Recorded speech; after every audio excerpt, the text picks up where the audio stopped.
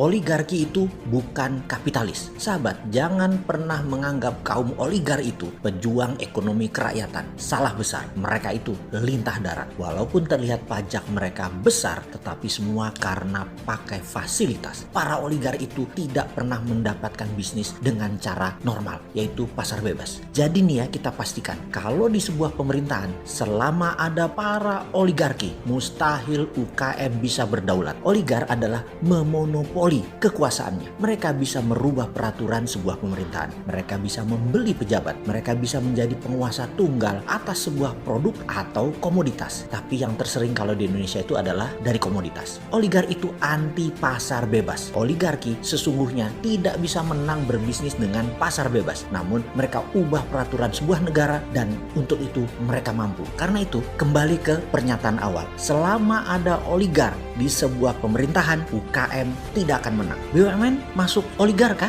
Ya, pasti. Karena itu saya jauh-jauh hari kalau ini adalah prinsip saya pribadi. Yaitu saya mengatakan saya anti negara berbisnis. Karena itu pelanggengan oligarki. Dan itu anti ekonomi kerakyatan, anti UKM. Tidak mungkin sila kelima akan terjadi di Indonesia. Yaitu keadilan sosial bagi seluruh rakyat Indonesia. Tidak mungkin. Bullshit aja bisa nolong UKM, bisnis kerakyatan, namun masih ada BUMN dan oligarki swasta berkuasa. Itu adalah sebuah prank besar kalau ada pejabat mengatakan bisa mengangkat UKM dari tidur panjang selama ini untuk bisa bangun, berdiri, dan berlari menguasai dunia. Oligarki akan berusaha mematikan persaingan dan mematikan liberalisme pasar bebas. Bacanya adalah menggembosi dan membatasi UKM. UKM harus hilirnya mereka. UKM boleh bikin gerobak mie jutaan, tapi mie-nya dari mereka. Boleh punya warung bakso jualan, tapi dagingnya dari mereka. Boleh punya kafe, kopi ratusan ribu tumbuhnya, tetapi kopinya, gulanya dari mereka. Itu oligarki cara bekerjanya. Sisi lain, bank sesungguhnya adalah sistem kapitalis yang ditunggangi globalis dan oligarki. Kalau oligarki berkuasa di sebuah negara, maka globalis berkuasa di multi negara. Dan sama, globalis cabal ingin memonopoli. Contoh, WhatsApp, IG, dan Facebook. Pemiliknya sama. Google, Amazon, Microsoft bisa dikatakan penguasa mutlak di bidangnya. Walaupun tidak monopolistik sifatnya, namun oligopoli. Sedikit orang mengendalikan pasar tertentu. Microsoft sudah ratusan kali digugat di berbagai dunia dalam urusan bisnis memonopoli ini dan selalu bisa selamat. Di Amerika sendiri, Microsoft sudah 2 kali dituntut oleh Kongres dan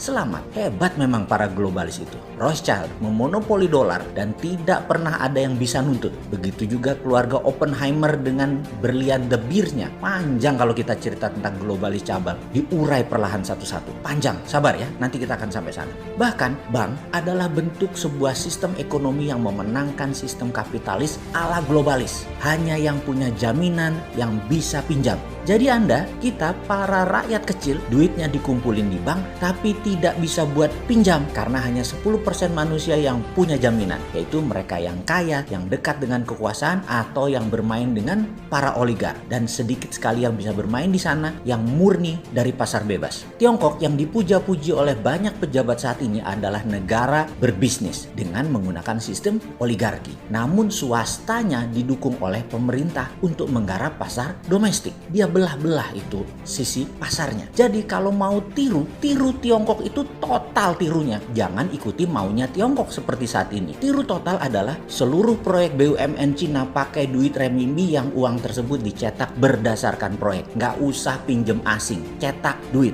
Indonesia bisa lakukan itu. Semua proyek nasional pakai print money. Swasta di Tiongkok pakai mekanisme pasar normal biasa dan dukung dengan peraturan, yaitu perusahaan internasional batasi mainnya di lokal sampai swasta nasional menang. Jadi swasta nasional dilindungi pemerintah untuk melawan pebisnis asing. Sementara BUMN dan APBN garap bukan pasar nasional dalam tanda petik, tetapi pasar internasional dan proyek negara. Oligar asing masuk Tiongkok, dirangkul BUMN dan negara untuk garap pasar internasional. Kita juga bisa lakukan hal yang sama. Jangan oligar asing masuk malah untuk kuasai pasar lokal. Mati UKM bos.